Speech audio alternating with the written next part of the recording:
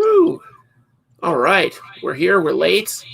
What we have is a situation where I have my phone recording and apparently casting. I'm going to mute it.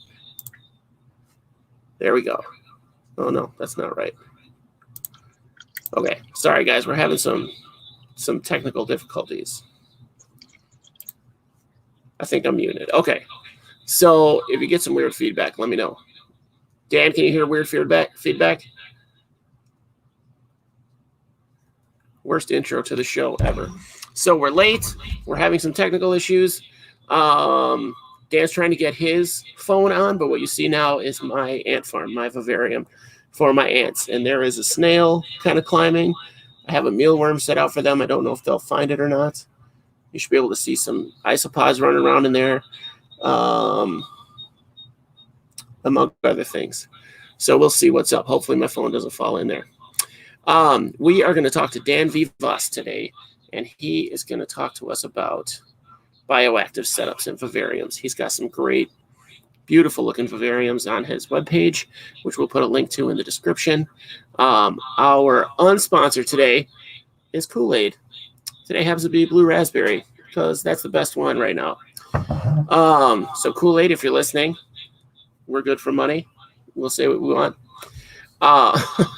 So let's bring Dan on to talk about vivariums. And hopefully we'll have a stream from him and a vivarium. So we'll work for that.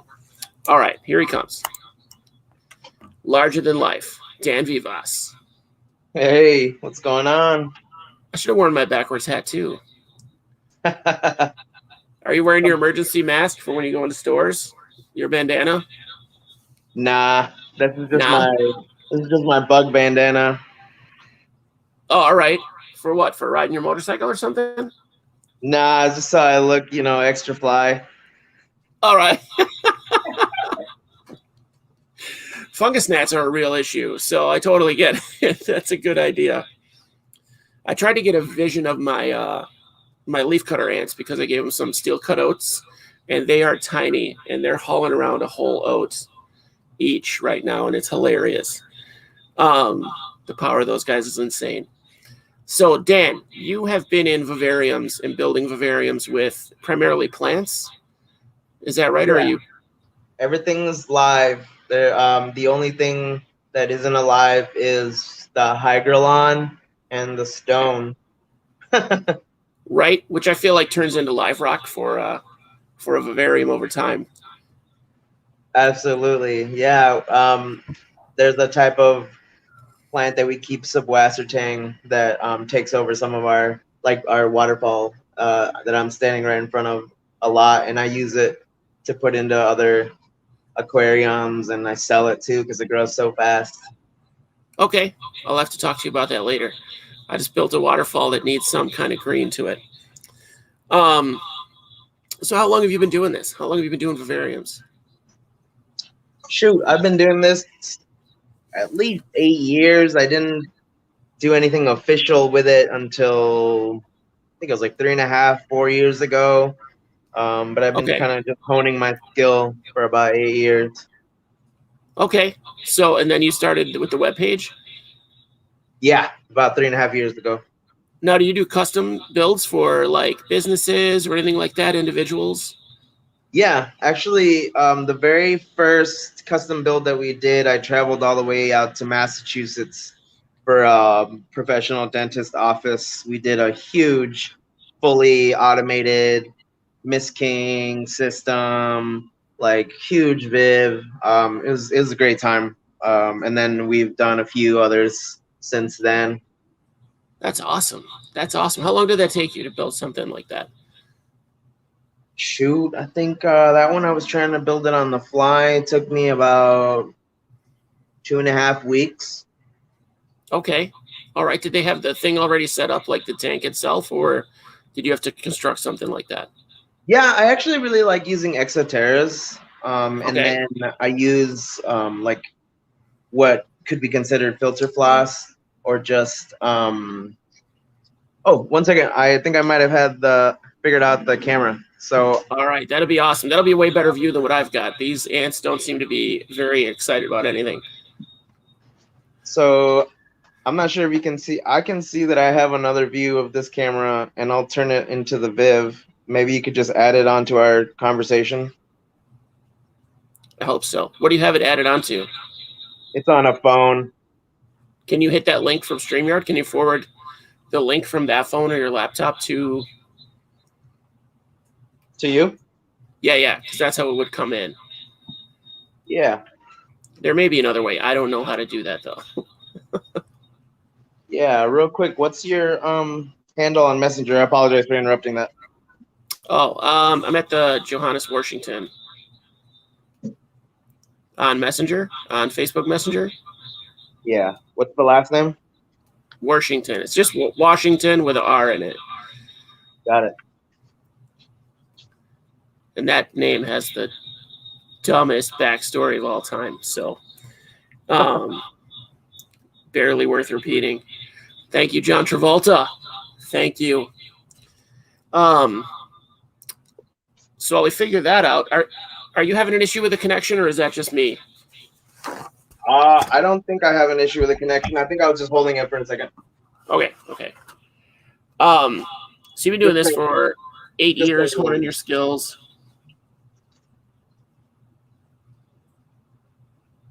All right, well, you do that. We'll talk about next week. We're going to have Brittany Wendland from, I can't think of it, from the Isopod chick. We're going to actually have the Isopod chick herself on next week. Oh, she's great. I think I have gotten the majority of my Isopods from. So, yeah, I'm excited. She always has something different, something weird that I haven't seen anywhere, and that's what usually gets me. Right.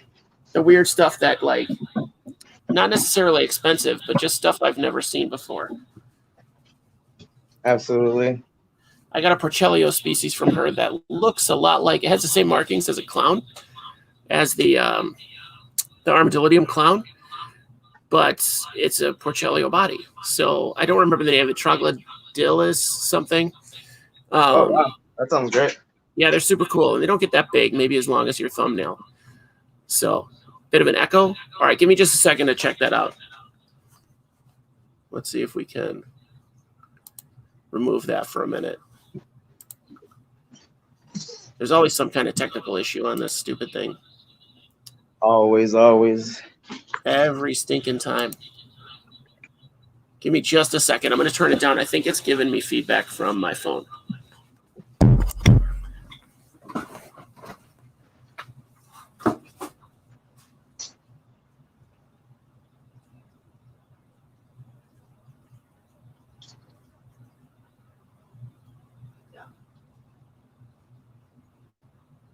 Oh, there we go. There's an hint.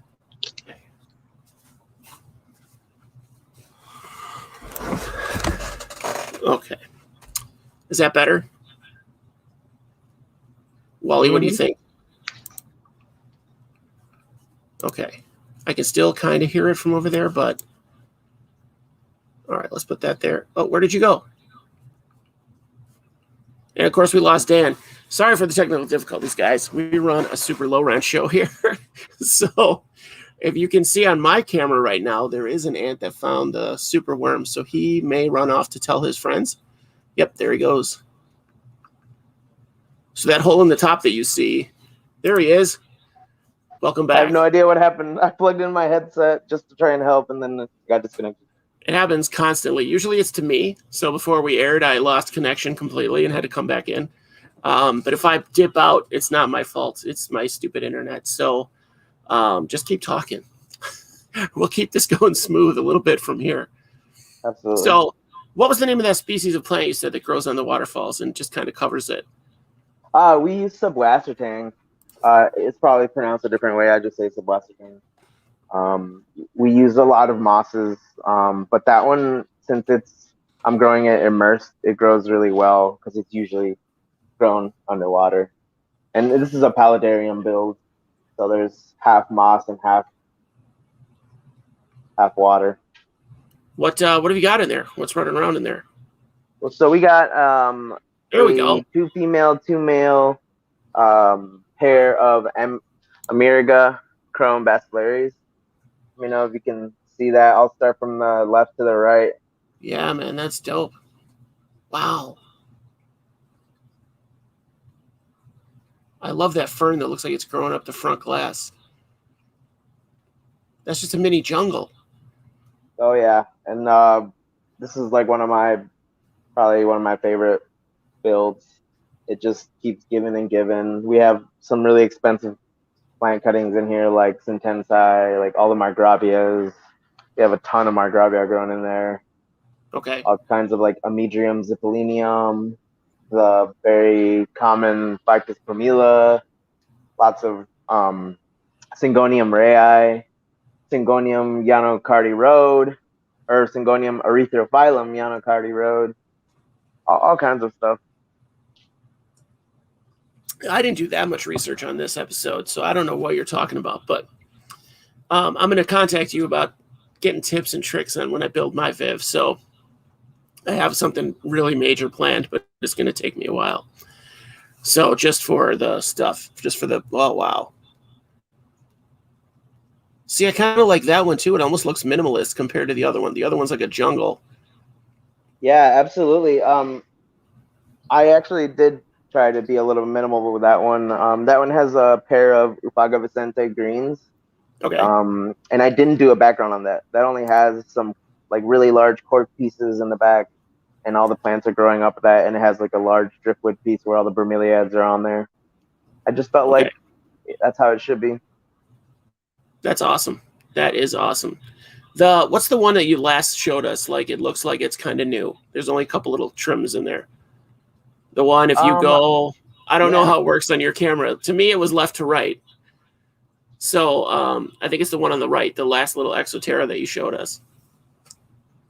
Oh, the one on the bottom?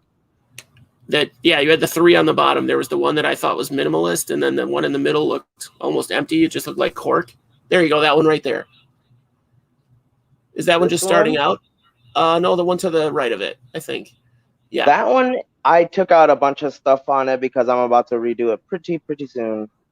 Okay, so it's not set up yet. It's like in the process. It was set up, and I took out a bunch of stuff out of it. I'm going to redo the whole thing. I might put a waterfall in there.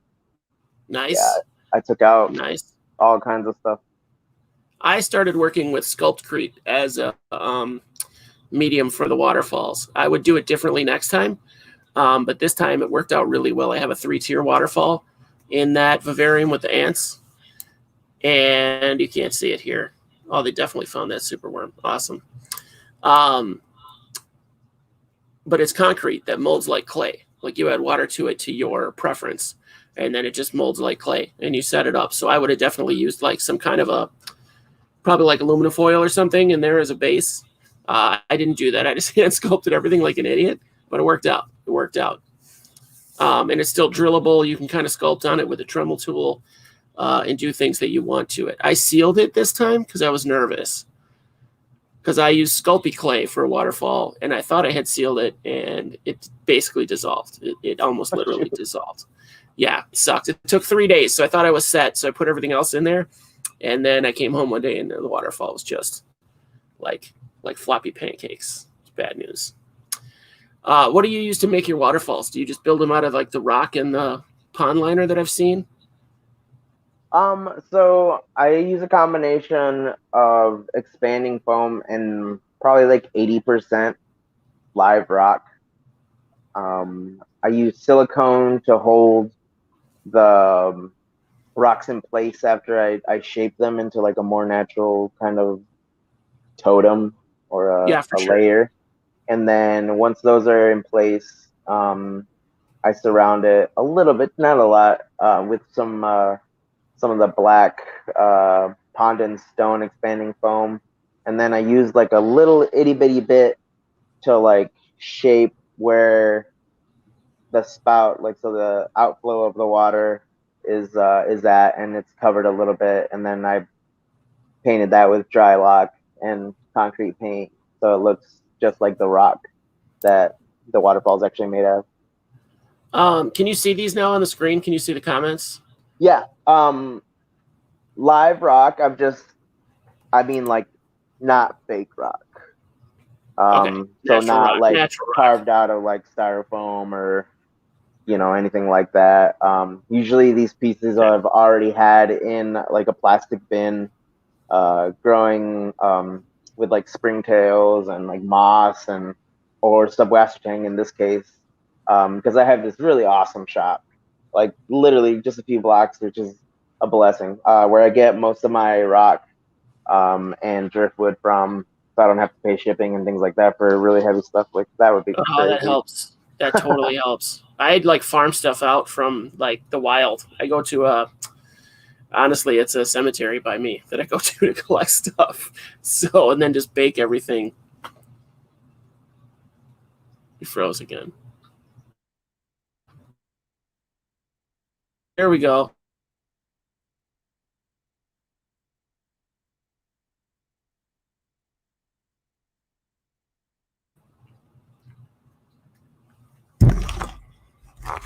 I have connection.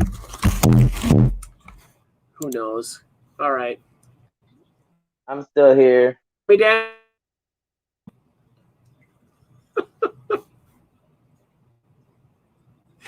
See, I imagine while we're waiting on Dan to come back or me to come back, I don't know who's coming back. The Sculptcrete that I use is heavy, so I would definitely recommend maybe. Are you back? Can you hear me? Yeah, I'm here. Okay. Yeah, so I'll just finish that thought. So I definitely recommend, if you can, to use some expanding foam instead of the Sculptcrete, or maybe a little layer of the Sculptcrete over the top. In my opinion, I'm new to this. I totally learned on that Viv, on this Viv that I built. So, and without having to run over there to check it with my phone, I'm just gonna leave that camera right there. There we go. There's a couple ladies. I'm not sure if you can see the. Oh, this is way better. The waterfall at all there. Oh yeah. It looks like it's coming over wood almost. There's an Anubias right there. There's some Java moss above it. I've recently removed a lot of subwastering, so you won't see a lot of subwastering on there. Mostly rock right now. So you do pretty good with Java moss too. That's the route I was gonna go. Yeah, we use a combination of Java moss and Vivarium delicatulum. Okay. It's just what I've come to realize are my favorite and most reliable mosses when it comes to builds like that. Okay. Do you do a thing where you glue it, or do you have it set up on like? I've seen it set up on fiberglass screen recently. Typically, so far, I've used just like a really thin, very clear string. I tie the moss around because I still use cork. A lot of people don't like cork. Okay. I love cork. I'll tie it around the cork, for example, and then once it's very established, I have like a special like little knot at the end where it's very easy to grab onto. Just pull the knot right off, and I pull all that string right off, and the moss stays. And when it comes to on the hydrolon, I chop it up with a little blade, and then I press it on there and moisten it. It's already moistened, but I spray it again, and then I do that just a couple of times, not more than a couple of times, and then it just grows like crazy on there. If I could get a better picture or a better like visual of it, I'd show you, because this tank is all in the background. It's all covered in moss. It looks really, really great. Right, but it's like also a jungle. So exactly. And a lot of people like it to be less jungly. I like it to be overgrown like this. And I don't know. That's just me.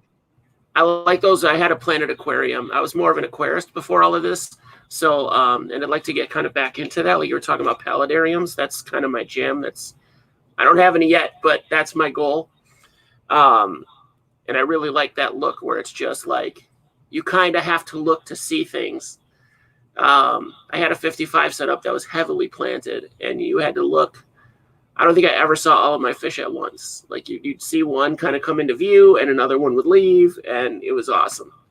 It just made it like a natural, like you're looking at a slice of a river or some, you know what I mean? Like a small lake or a pond. I like that look a lot. Like you've got a little chunk of jungle there. So you've got dart frogs in there? Yeah, we mainly keep dart frogs. I know that a lot of people know me as the like isopod guy or the springtail guy, but we actually breed and sell dart frogs and morning geckos and things like that. We have tons of rare-ish roaches. Like a lot of times, the Centurio, the Gynus Centurio, are out of stock. We have those all the time, and we have all kinds of other stuff. I just tried to use micro roaches as a part of a cleanup crew, and I like them a lot. They're really, really small. Do you know what I'm talking about?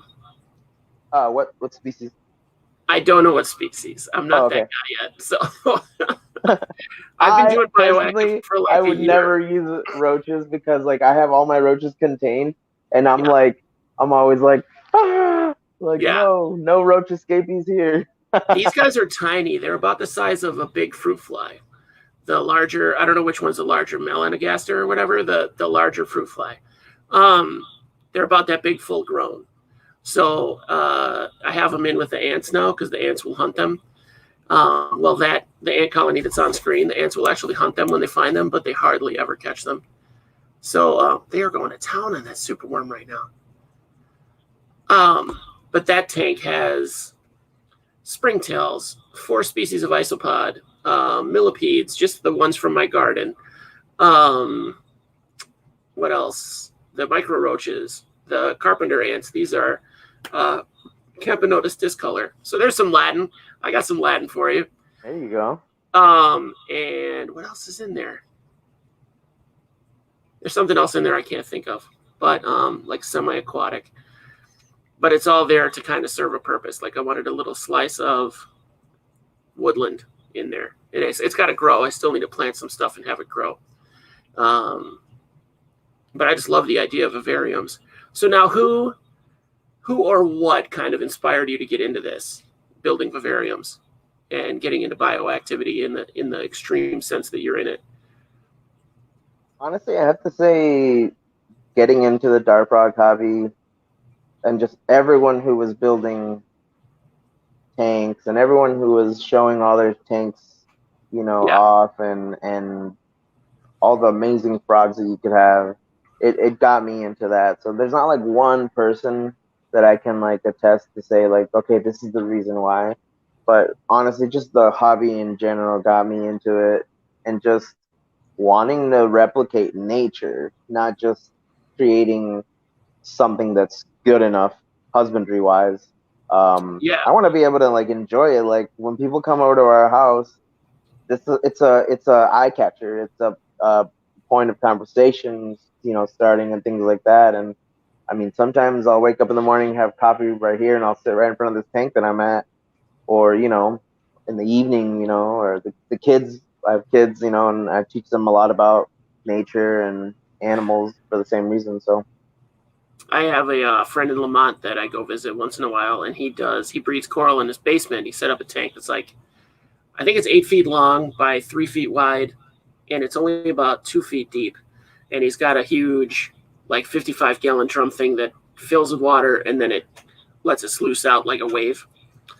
And so whenever I go over to visit him, that's where I post up. Like, it doesn't matter where his family's at or whatever. I'm down there with a folding chair, like, just watching it. There's always something crazy going on in that tank. Like, I just love that idea. And with dart frogs, you just get to see. I've only seen them really in a great aquarium in the zoo. So when you see them just pop into view, and they're this like rainbow colored little frog, like, how did I not see that before it moved? How did that even happen? Yes. So that's so cool. Now, first off, do you know a dart frog group on Facebook that isn't filled with jerk-offs? Because those are the groups I quit the fastest because there's such jerks on those channels. Honestly, you're going to find that a lot. I mean, I'm part of a few groups, the Poison Dart Frog and Vivariums, Poison Dart Frog Enthusiasts. I'm a part of some Ufaga groups. But I guess I'm never asking for advice, so I don't get the blunt force trauma of like those hobbyists that know everything and are God. You know what I mean? Like they're the Messiah, and like have you heard the word of this best hobbyist. Like, I'm not like that. And if people started being like that, like, whatever, dude, I ain't got time for you, dude. Like, you don't know everything. Show me your vivs. Like, how many frogs are you producing? How many fruit fly cultures you got? Show me your reviews. Yeah. Put up or shut up. Exactly. It's like that. I've quit more of those groups just from people being just straight dicks in those groups, and it just drives me crazy. It's like, people are here to ask for help. That's why you have a group. That's why you have like 1,000 members or whatever it is. And I guess I'm spoiled. We don't really get that in the isopod hobby. You get random jerks here and there, but so far I've been pretty lucky with that. Knock on wood. Not too many jerks in the isopod hobby that I've found. So that said, you said that you just kind of got into it by looking at it online or seeing them. Was there where you saw them, like at a local aquarium or? Nothing local, mostly all online. I am gonna, however, shout out my friend Jesse Isaiah, who's a neighbor of mine. Okay. He has some awesome, very natural vivs, and he's a Springtail king as well. A lot of people know him online. I visit him quite often. He's super busy right now because he's a doctor, but he's the man. Wow. He has a lot of dart frogs. He did slow down on the production because he's so busy, and he's not trying to neglect his animals. But Right. There's not very many times that I've been able to go to somebody else's place that has what I have as well. So he definitely has some great ones. But yeah, mainly just seeing everything online and seeing what people are trying and what they're what's positive, what's negative, failures and pros and cons and new materials. It's always cool to see what everyone's doing. I love how the hobbies are all evolving as we learn more about the animals and more about their environments that they're from. It's just amazing because you can learn so much about each species, basically, especially the dart frogs. I feel like it's very well cataloged where they're collected from. Now, do you have any multi-species setups with your frogs? Because I know that's a big point of contention on the frog groups. I do have one, and actually I'll be able to show it to you right now. Because we actually got invited again to a very huge festival. It's almost like a small city once it starts going. It's called Summer Camp Music Festival, and we do like an outreach with my business. We teach everyone about Bioactive. We teach everyone about living soil, microfauna, springtails, et cetera, et cetera. And right now I do have set up with some fine spot leucomelis. Okay. And I have it also with some Ranitimea. And they're not going to interbreed. It's not going to happen. I know that's a big deal. That's not a good thing. It's not going to happen. They're not going to fight. There's plenty of space to go around, plenty of food. There's literally 5 different species of springtails in this. It's a paludarium. There's plenty of bromeliads. And I'll show it to you right now while I'm talking. Okay. But it is growing out, so I do apologize if we're looking so simple. Whatever, man. It's gonna look great. Oh, look at it. See, and I like that. That's kind of the startup. Like this is how it starts, guys. So you saw the other one is just gorgeous, and this is. You can see how you just have the stuff attached in the back to the hygrolon. And that piece of driftwood with the moss all over is amazing. So this on the right, that big clump of moss on the side there, is that like towards the top? You know what I'm saying? Right in the center. All what right is here? That? No. Go back the other way. Right in the middle of that right hand wall. That's all Java moss. That's Java moss just sitting there. And then anything that's on the ground floor here is Vivarium delicatulum. Okay. And then I do have some ADA moss on this little part of the driftwood that I'm trying. Okay. It's called Calicostea parabactiana. And that is like an ADA way of just keeping you away from buying moss. Right. Super complicated Latin name, but I just wanted to try it, and it like grows upwards. Some grow outwards, some grow upwards. some do both. And I just wanted to try how it's doing really well, immersed. We have all kinds of, so those three kinds of moss this time. All kinds of margravia, oak leaf, ficus, um, Syngonium rayi again, Erythrophyllum Yanocardi Road. Finally found some mini red philodendrons. Those are some of my favorite. Let's see that. Let's see that, because nobody knows. I don't know what you're talking about. Oh, yeah, yeah. Sorry, I gotta look around my camera, you guys. We got one there. Okay, and then you've got the pod there. That's nice. Yep, little feeding tray. They just got fed, so you can see all these little flies all over the place. I mean, that's part of the hobby. Here's a little guy hiding. Oh yeah. He thinks you can't even see him. I always thought they would be super bold because they're not. You know what I mean? That's why they have those colors. Is like, leave me alone. But and it does have that little water feature. I wouldn't really consider it a waterfall, but I mean, it's very tranquil. I can tell you that. It sounds amazing in the morning and at night. Right, and it looks like it keeps all that movement of the water, keeps the underwater whatever area in your like with your hydro balls or whatever. Is that what you use, the clay balls, the expanded clay balls? Actually, we use biochemical filter foam, just like the dendro hobbyists out in Europe do. I stole that idea from those guys. They've been doing it like that for years. They do their grow outs like that. There's a few hobbyists who claim to have started that here. I won't say any names, but clearly that's not the case for anyone that actually knows their shit. It was me. If you're one of the hobbyists watching it, it was me. Suck it. I was using that foam. So whatever. You got nothing.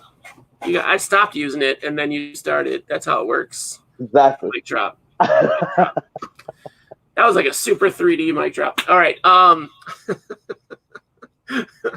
I try to take credit for stuff that's not mine every episode. So that's a good one. I'll get some emails from stupid frog people that want to claim stuff. Probably not with our like 50 viewers. So that's awesome. Like, I really like that there's so much to learn about it with the plants. So now you have how many species of springtail? In that one, I have 5 so far. And only one kind of I spot. In there we have silver springtails. We have Lepidocertus cineros, Tinella curviceta, Forsomia candida, and also Procytoma minuta. Procytoma minuta was actually being confused as blue Podura. So if you've seen any of like the blue, like kind of like ball hot dog looking springtails, that was Procytoma minuta. It was just mislabeled for a second there.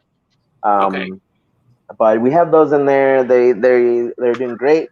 There is some calcium bearing clay hidden in one of their secret like hiding spots that you can't see at all, and I couldn't even show you even if I tried, because it's meant to be like only like you can jump into it. It's like a little cave system. There's some calcium bearing clay for the springtails and for the dart frogs. Even though they're not Ufaga Pumilio, they'll still benefit from it. The springtails will be eating that, and then they'll be eating the springtails, so they'll get the calcium in their diet. Plus, I mean, they get dusted, fruit flies, but every little bit helps. For sure. The dust for the frogs is more or less for the other vitamins too, right? Like vitamin D, and it's not so much for calcium, right? Yeah. We do have like a multivitamin that has the calcium and the vitamin D, but we do vitamin A. We do carotenoids for their color. We do have a lot of colorful dart frogs. And we use Renarium products only Renarium products. So check him out, Damien. Damien is a great dude. How do you spell that? Renarium is RANARIUM. Okay. Is that at renarium.com? I'm not sure if it's renarium.com, but you could definitely Google it. It probably is. I just don't want to send you to like a fake website. Yeah, or some website with whoever. Yeah, who knows what they put up there? The 50 Rule 52 of the internet or whatever, 53. Yeah. Yeah, somebody's into some dirty stuff that's Renarium. So don't just click it. Don't you click it. Clickbait. So you've been in this a while. How many vivariums do you have in your place right now? Oh my Lord. Let me think. 1, 2, 3, 4, 5, 6, 7, 8, 9, 10. I just drank a fungus gnat. All right. About 16 right now. Okay. All right. That's after, I think we sold like 8 of them this past season. I have 3. One is mostly dead for my crested gecko. And then I'm not good with plants. So I'm hoping to get a system that keeps them themselves. I definitely neglect the plants over the animals. Which is kind of weird because I think they both get cared for at the same time when you do it right. But I guess I'm not doing something. So then your springtails, like how many species do you have in your house? Like how many species do you have that you culture? I think right now we're culturing about 13. I have one like mixed species, like wild type, quote unquote. And I'm trying to get their numbers up so that we can get a pipette and then separate them once they get more numbers on them, and then we can start culturing each individual one. But the ones that we have for sale right now it's like the 1, 2, 3, 4, 5, 6, 7, about 7 springtail cultures that are established. We have globular springtails that I'm culturing right now. That we were lucky enough to get from our huge. I have a big Pandagara and a Hillstream Loach aquarium, and they just all of a sudden appeared, and I just can stare at that tank forever. And I happen to be doing some maintenance, and I look down, and I just see all these globular springtails, and I was like, "Santo Dios, gracias a Dios." Like I wasn't even trying, but like, man, I couldn't use those. Like, shoot, you know. We're getting some Spanish lessons today. I like that you put the Spanish swing on the Latin that you're using too. Oh yeah, absolutely. That's good. I mean, it's there. It's Latin American, right? It's good. Yes. Latinx. And we did keep almost all of our springtails right now on clay. The 4 to 5 new springtail species that we just added to like our actual like sales. Yeah. I was successful in keeping them on clay, and now I'm growing out like 30 to 40 cultures of each one of those species, so that if anyone's looking for the masters on those, they'll be available pretty soon. They're just not quite ready because I don't want to send them like 5 springtails, you know. That would be awful. Oh, some of the blues. Yeah. Throwing shade. I got to meet those guys. Well, I guess some of their representatives at our NARBC show. They had a nice setup. They come to the table pro style, you know. That's funny. So they send you. I've heard things about their feeders that it's not great. Like the fruit fly cultures come all jacked up and stuff. But I don't want to throw shade in case they want to sponsor me someday. Just Frogs, what's up? Yo. Or come on the show. So I haven't worked with them yet. Somebody called Bioactivity wants to know, what clay do you use? Actually, a buddy of mine, Josh Yates. You can totally message him. He has the greatest recipe that you can get if you just want a no-brainer recipe. I did do a short video. I guess it actually ended up being kind of long, but that's okay. Where we let you know the recipe that we use. We use half Michigan clay, so that's natural Michigan clay, and half calcium-bearing clay, in that exact ratio. And it's just done us really, really well. It makes it to where we're using less expensive calcium-bearing clay, and that's ours. But if you can totally just use calcium-bearing clay, and you should definitely buy that from buddy Josh Yates. He's also on MeWe. He also does sell springtail cultures. He sells the temperate white, the Forslemia candida. Okay. Cool. I like the temperate ones more for my setup because I don't have anything heated. with isopods, like I have very few things heated. My millipedes, my ants. That's it. So, yeah, that's all. And I don't really have anything that eats them. I thought the ants would go nuts for the springtails, but they leave them straight up alone. They don't care. I was like, this will be like potato chips for them. No, That's dope. nothing. They're like just like symbiotic, probably. Yeah, and I actually got a species of isopod that's symbiotic with the ants. Oh I yeah, haven't the seen them show up. Hoffmannsega, the Platyarthris. Yeah, mm-hmm. Yeah, we yeah. have those. Yeah, they're pretty amazing. They do great in millipede tanks too. Okay. See, I thought they were more like, I was so confused. I'm like, these are just smaller dwarf whites. Like, what is this? They literally do look exactly like dwarf whites, except they have like Yeah. a slightly different like body shape. I mean, you'd have to get really in there to see. And I wouldn't want to put them side by side and get my, my Plathiartis colony jacked by dwarf whites who infiltrate every stinking Everything. bin. Everything. So crazy. I just found them today in a bin that I was like, where did you come from? Where did you even come from? I didn't put you in here. Burn it all. Yeah, right? Burn it to the ground. I don't get a lot of hitchhikers. The hitchhiker I have is my magic potions. So I think I've wow, talked that's a about that good before. hitchhiker. Shoot, I'll take that as a hitchhiker. They infiltrated my cricket bin. I found Menkai and juveniles in my cricket bin. And I was like, how? Okay, yeah, that might not be good. They'll eat the crap out of your crickets. Right? No, they were fine. They were totally fine. How do you keep your globular springtails? Is one of the Darth Gamer. Yeah, right.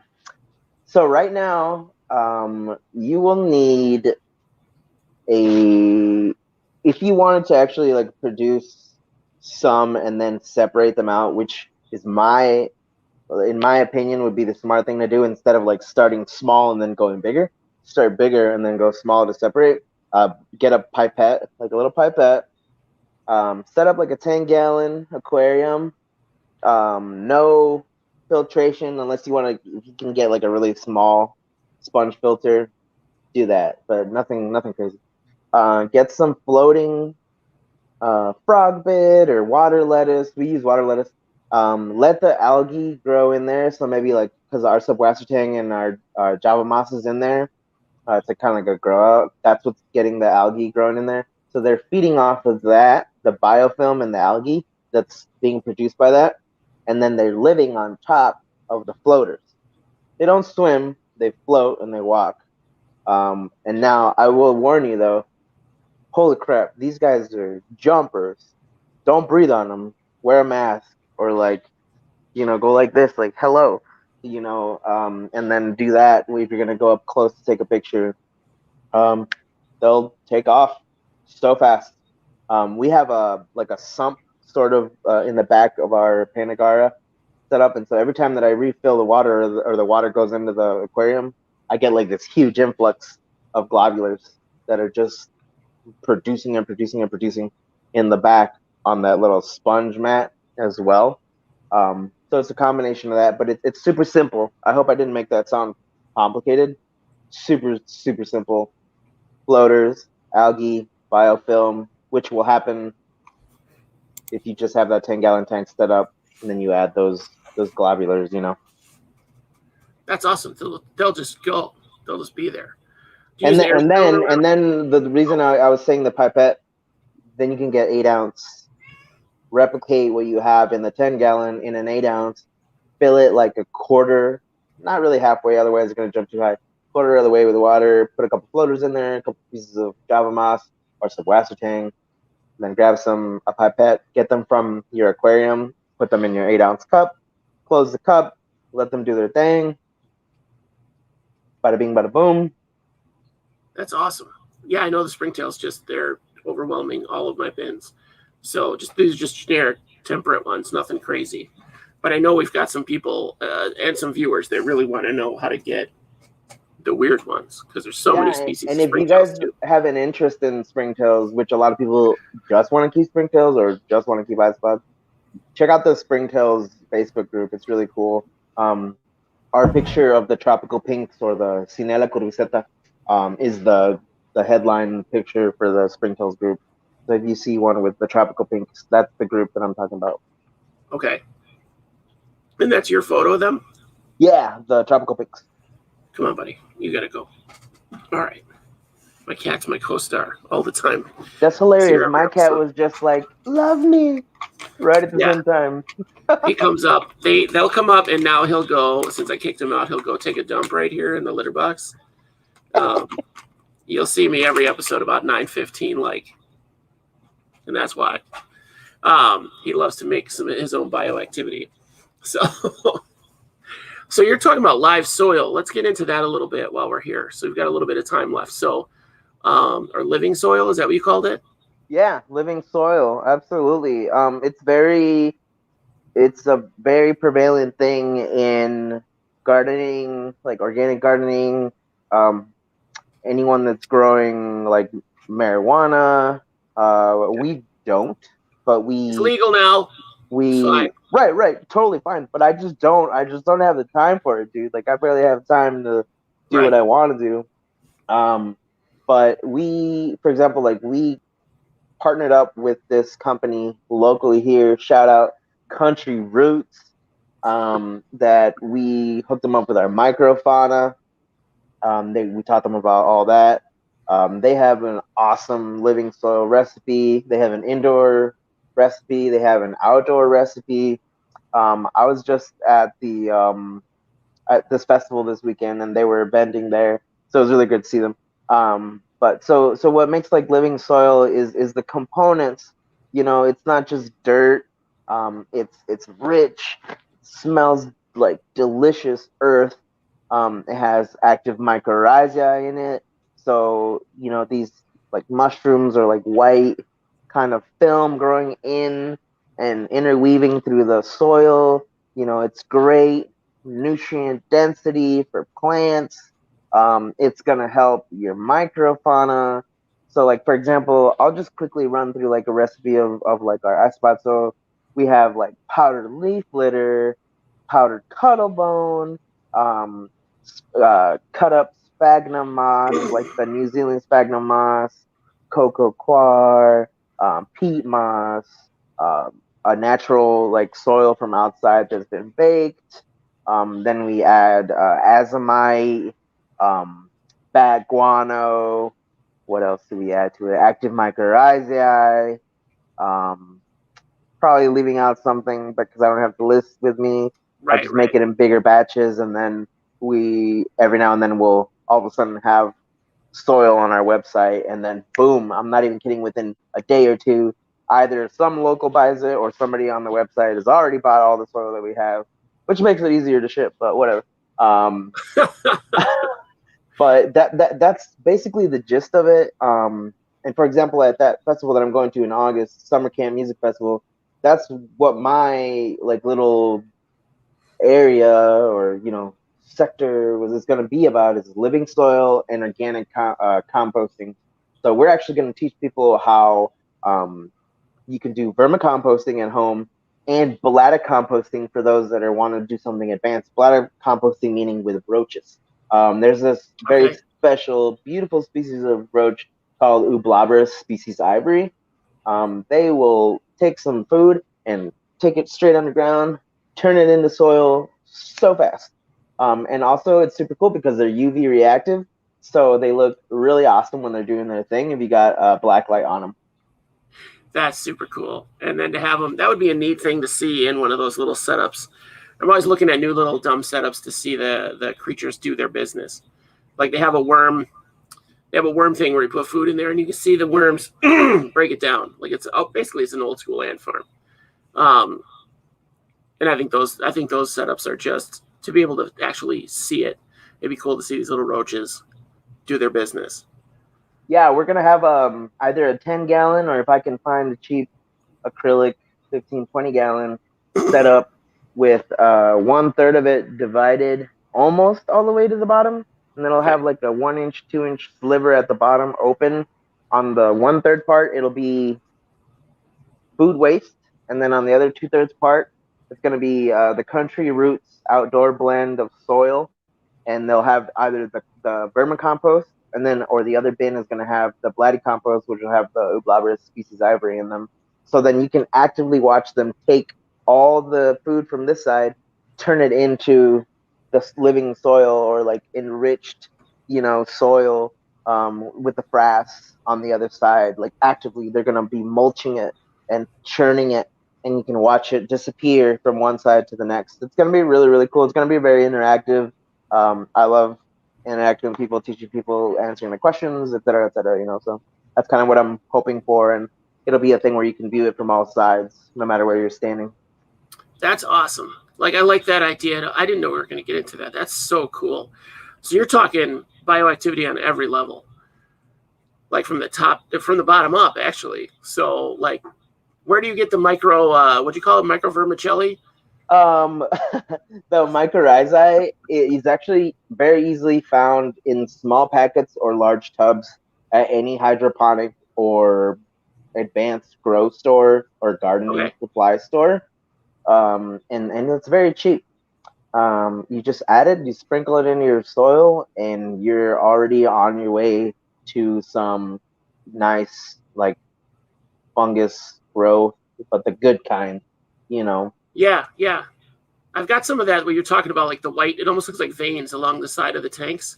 I've got that in a couple of mine. I might try to seed some of that out and seed my other bins with it, because that sounds like a really good thing to have to keep it. Because there's a school of thought that I just got into, at least with isopods and vivariums. I guess it would work for vivariums too, where you don't change the soil, you just kind of add to it. So add another layer on top, because that's how it would be in nature, is it just keeps getting added to on top. So I guess eventually you couldn't do that, but it would just be full of dirt, right? Like talking on that point of like bioactivity at every level. For example, our paludariums, they actually have what's called moina, very similar to Daphnia. A lot of people know Daphnia and not moina. These little water bugs. We have them in there cleaning up algae and biofilm in all of our paludariums. So also our water has activity in it for cleaning crew, because it's very important. Like my frogs sit in the waterfall sometimes. They drink out of it, and I haven't seen it. So like this water is clean, you know what I mean? I'm not gonna drink it, but I need it to be clean for them. You know what I mean? You gonna take a shot of it for us right here on the show? Yeah. Little mezcal on the top. Just put a little mealworm in it. Perfect. So you choke. That's good. We're not letting anybody get hurt on the show yet. We tried last week. It didn't work. And so it sounds crazy, but if there are any like poison dart fraggers out there, you can, and it's gonna be like this. This is like a huge secret, and whatever. I'm getting it all out there. Like if you're raising tadpoles and you have an active moinoculture in another tank that you can grab from and then put into your tadpole tanks, you can have your tadpoles out of water 2 to 3 weeks faster than if you didn't, because you're allowing them to eat constantly instead of only when you're going to feed them their little tadpole bites. So they will come out faster and bigger and healthier than they would if you didn't do that. So they get tons, right? Yeah, so there are any dart froggers out there watching this, do it, and then message me at Mitten Exotics GR. Tell me it didn't work. You're welcome. Nice. Look at that. He's bumping up everybody's business. Moina. Who knew? Yeah, I think bioactivity kind of came from the aquarium hobby. Like I would guess that they got it first with the biofiltration and all of that, and the aerobic bacteria. That's the same thing you're talking about, the living earth. This is like the living water, basically. And then the saltwater people obviously have it like crazy. So, like I can sit, my friend that has a huge saltwater tank, I can look at his 55-gallon refugium. That's what I want to watch. I don't really watch his fish. I want to go see the refugium and see all the tiny, crazy stuff that lives in there. But that's so many different layers that I didn't even think of. So the Moina, do you sell those too, or is that something you just can get? We can. We just haven't. It would just be like in a small 2-ounce cup. It's easy to do because like you just got to tape up the sides, and then it won't let any other water out. Right.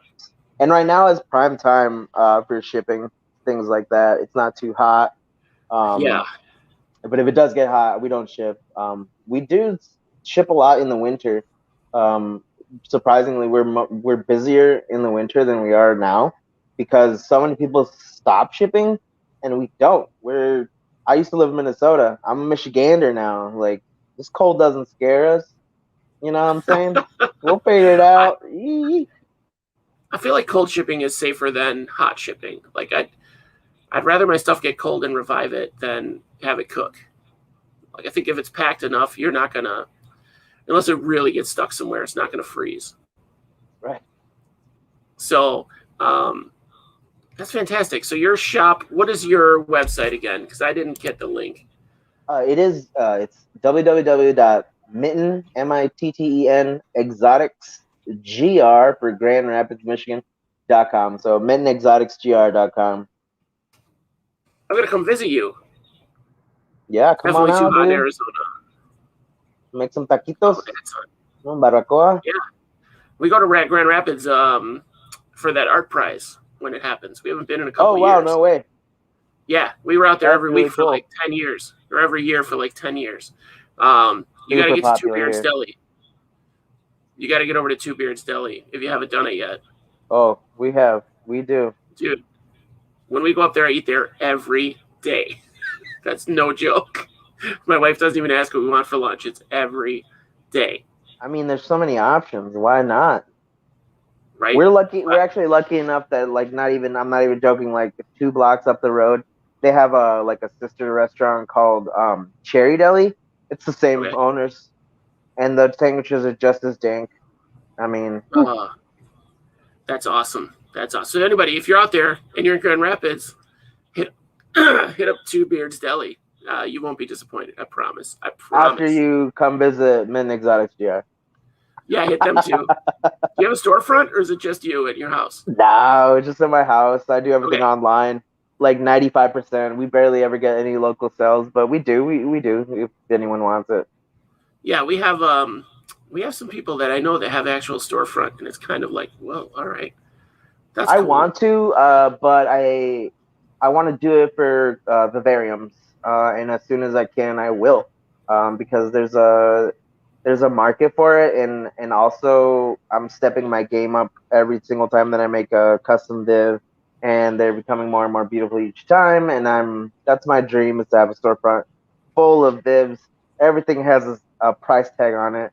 If you want to walk away with it, one of the divs, and you're like, this one right here, just, as long as your credit card swipes and we're all good, you're good. Pull up your truck. That's not my problem. I'll charge you $40 a day to store it here until you figure it out. There you go. That's awesome. Well, Dan, thanks for coming on. We are right at the hour mark where we want to be. Do you have any other little secrets, tips, and tricks for anybody out there? No, I'm probably forgetting plenty, but I'm here all the time, and I'm an open book. I don't like keeping secrets. So if anybody ever needs me, my loyal customers and my new customers, they know I will literally. You can message me for 2 years straight. I'll always answer your questions. I'm always there for you. So Yep, you've I'm helped an me open out. book. That's awesome. That you don't see a whole lot of that. You don't see a whole lot of people that are just willing to give out their info and their secrets, and like that Moina thing alone is huge. It's huge and kind of common sense. Like if you know that they're going to eat it, why not give them live food? That's what you're doing for the adults, right? For the tapples. No, I mean you're giving the adults live food. Oh, Why wouldn't you absolutely. give Right, the right, babies, yeah. like let them My bad. hunt, let them find their own stuff? No, it's cool. It wasn't clear. It wasn't very clear today. Anyway, thanks again for having us, letting us have you on. So it was a real treat, and we're going to try to have you on again in the future. So, because I think there's a lot more to go into. I was kind of shocked at the information you were throwing out, so I wasn't prepared. You set me reeling for once.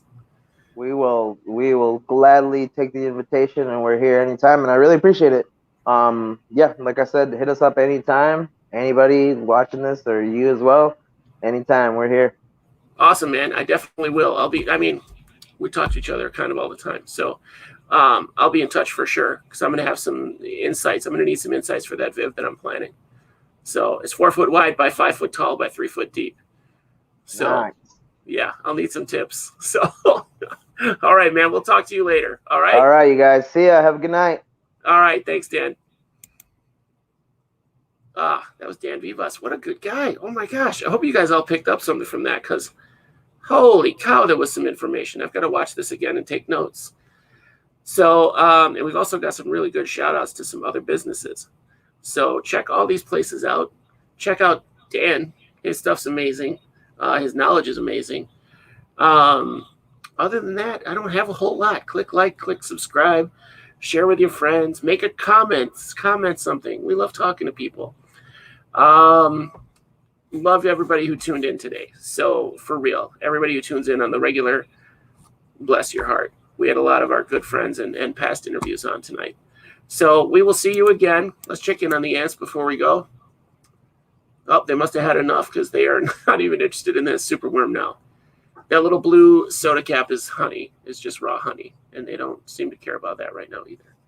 So next week, again, we have Brittany Wendland on from the iSpot Chick. So I'm super excited. I've been dealing with Brittany for a while now. Talked to her a couple of times. Very intuitive, very informative. Like I said, pretty much everybody in this hobby is.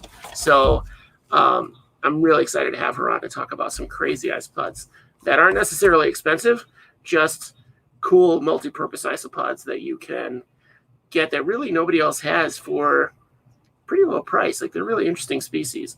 So again, we'll talk to you later. Thanks for coming, and have a great week.